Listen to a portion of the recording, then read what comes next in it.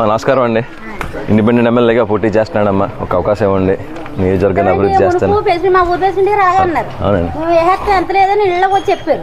President గెలిచేసాడు.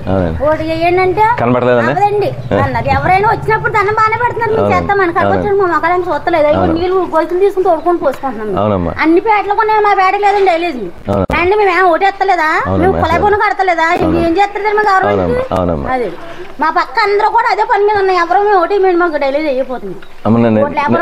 నేను చెప్పచ్చు, నేను మాట్లాడచ్చా? మాట్లాడు. మీరు ఇప్పుడు ఓట్లేసి గెలిపించిన వాళ్ళందరూ ఏదో పార్టీలో ఉన్నారమ్మా. వాళ్ళు నేను ఏ పార్టీకి సంబంధించిన కాదు, ఇండిపెండెంట్ ఎమ్మెల్యేగా పోటీ చేస్తున్నాను.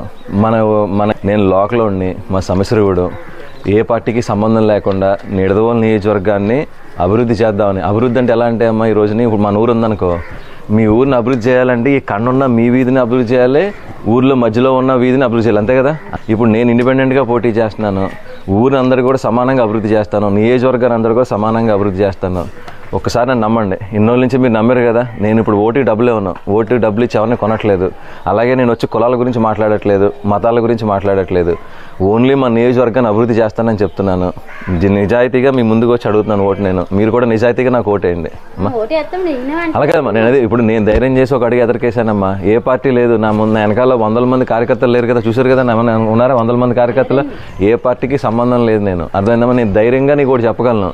నువ్వు నాకు ధైర్యంగా ఓటేస్తే నీకు హక్కు ఇస్తాను. ఏంట్రా అంటే, రేపు పొద్దు నేను పని చేయకపోతే నన్ను నిలదీసే హక్కు. మా సమస్య కూడా నేను ఎంతో వేరే ఊర్లో లేదు, పక్క ఊరోనే నేను.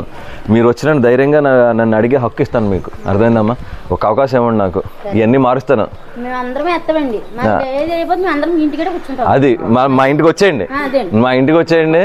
నా ఇంటి దగ్గర వచ్చి మీరు ధర్నా కూడా చేయండి. నేను బయటకు వచ్చి మళ్ళీ రోడ్డు వేసేదాకా రోజు మా ఇంటికాడ ఉండండి. ఇదే అడుగుతున్నారు. మీరు నువ్వు కరెక్ట్ మాట్లాడి చెల్లమ్మా.